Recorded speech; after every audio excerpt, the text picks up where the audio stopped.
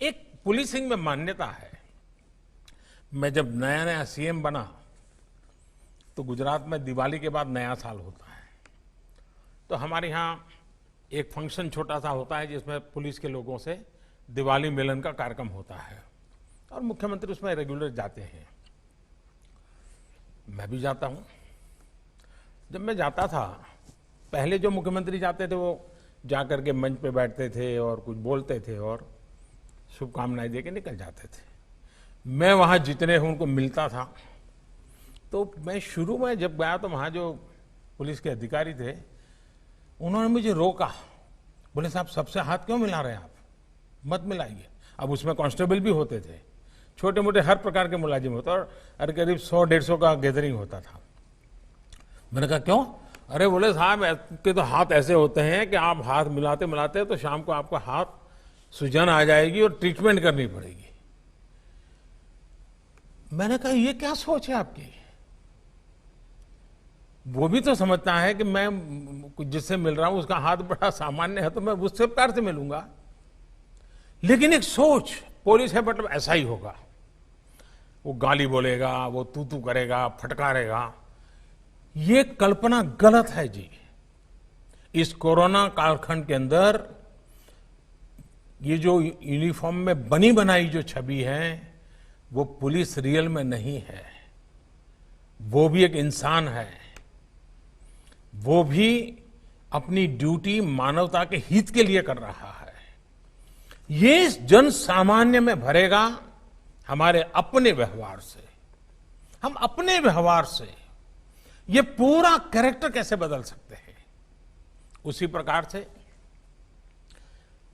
मैंने देखा है कि आमतौर पर पॉलिटिकल लीडर्स और पुलिस का सबसे पहला मुकाबला हो जाता है और जब यूनिफॉर्म में होता है तो उसको लगता है कि मैं ऐसा करूंगा तो मेरा बराबर जमेगा और 5-50 ताली बजाने वाले तो मिल ही जाते हैं। हमें भूलना नहीं चाहिए कि हम एक डेमोक्रेटिक व्यवस्था में हैं। लोकतंत्र में दल कोई भी हो, जनप्रतिनिधि का एक बड़ा महत्व होता है। जनप्रतिनिधि का सम्मान मतलब मैं लोकतांत्रिक प्रक्रिया का सम्मान करता हूं। उसके साथ हमारे डिफरेंसेस हो तो भी उसका एक तरीका होता है, उस तरीके को हमने अपनाना चाहिए। मैं मेरा अपना अनुभव बताता हूं। मैं जब नया नया मुख्यमंत्री बना तो ये जो आपको ट्रेनिंग दे रहे हैं ना अतुल, वो उस समय मुझे ट्रेनिंग दे रहे थे और मैं उनके अंडर में ट्रेन हुआ हूं क्योंकि वो मेरे सिक्योरिटी इंचार्ज थे, सीएम सिक्योरिटी के। तो एक दिन क्या हुआ, मुझे ये पुलिस तामझाम, मुझे मेंटली मैं फिट नहीं होता हूं, मुझे बड़ा अटपटा लगता है, लेकिन मजबूरन मुझे उसमें रहना पड़ता था। और कभी कभी मैं कानून नियम तोड़ के कार से उतर जाता था, भीड़ में है तो लोगों से हाथ मिला लेता था। तो एक दिन ये अतुल करवल ने मेरे से टाइम लिया, मेरी चैम्बर में मिलने आए, शायद उनको याद है कि नहीं मुझे मालूम नहीं है, और उन्होंने अपनी नाराजगी मुझे प्रकट की।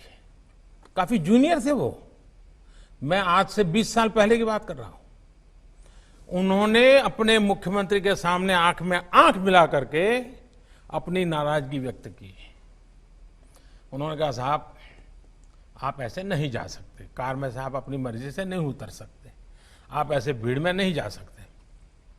मैंने कहा मेरी जिंदगी के तुम मालिक हो क्या, या तुम तय करोगे क्या मुझे क्या करना क्या नहीं? वो जरा भी हिले नहीं, मैं उसके सामने बोल रहा हूं आज, वो जरा भी हिले नहीं, डिगे नहीं। उन्होंने मुझे साहब कहा, साहब आप व्यक्तिगत नहीं हो, आप राज्य की संपत्ति हो और मेरी इस संपत्ति को संभालना जिम्मेवारी है। आपको नियमों का पालन करना होगा, ये मेरा आग्रह रहेगा और मैं नियमों का पालन करवाऊंगा। मैं कुछ नहीं बोला। लोकतंत्र का सम्मान भी था, जनप्रतिनिधि का सम्मान भी था, लेकिन अपनी ड्यूटी के संबंध में बहुत ही पोलाइट वर्ड में अपनी बात बताने का तरीका भी था। मेरे जीवन के वो बिल्कुल शुरुआती कालखंड थे मुख्यमंत्री के नाते। वो घटना आज भी मेरे मन पर स्थिर क्यों है? क्योंकि एक पुलिस अफसर ने जिस तरीके से और जिस दृढ़ता से और लोकतंत्र में जनप्रतिनिधि के महत्व को समझते हुए बात रखी थी, मैं मानता हूं हर पुलिस का जवान ये काम कर सकता है, हर कोई कर सकता है। हमें इन बातों को देखना होगा। एक और विषय है, देखिए इन दिनों टेक्नोलॉजी ने बहुत बड़ी मदद की है। ज्यादातर हमें जो काम पहले हमारी कांस्टेबलरी लेवल की जो इंफॉर्मेशन होती थी, इंटेलिजेंस होती थी, उसी से पुलिसिंग का काम अच्छे ढंग से होता था। दुर्भाग्य से उसमें थोड़ी कमी आई है। इसमें कभी भी कॉम्प्रोमाइज मत होने देना। कांस्टेबलरी लेवल की इंटेलिजेंस पुलिसिंग के लिए बहुत आवश्यक होती है जी। इसमें कभी कमी भी मत आने देना।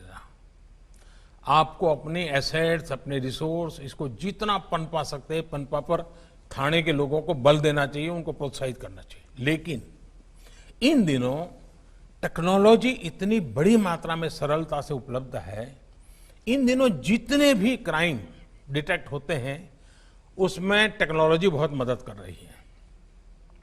चाहे सीसीटीवी कैमरा फुटेज हो, चाहे मोबाइल ट्रैकिंग हो, आपको बहुत बड़ी मदद करती है, अच्छी चीज है। लेकिन इन दिनों जितने पुलिस के लोग सस्पेंड होते हैं उसका कारण भी टेक्नोलॉजी है। क्योंकि वो कहीं बदतमीजी कर देते हैं, कुछ गुस्सा कर देते हैं, कहीं बैलेंस खो देते हैं, कभी आवश्यकता से अधिक कुछ कर देते हैं और दूर कोई वीडियो उतारता है, पता ही नहीं होता है। फिर वो वीडियो वायरल हो जाता है, फिर इतना बड़ा मीडिया का प्रेशर बन जाता है और वैसे भी पुलिस के खिलाफ बोलने के लिए ज्यादा लोग मिल ही जाते हैं। आखिरकार सिस्टम को उनको कुछ दिन के लिए तो सस्पेंड करना ही पड़ता है, पूरी कैरियर में एक धब्बा लग जाता है। जैसे टेक्नोलॉजी मदद कर रही है, टेक्नोलॉजी मुसीबत भी कर रही है और पुलिस को सबसे ज्यादा कर रही है।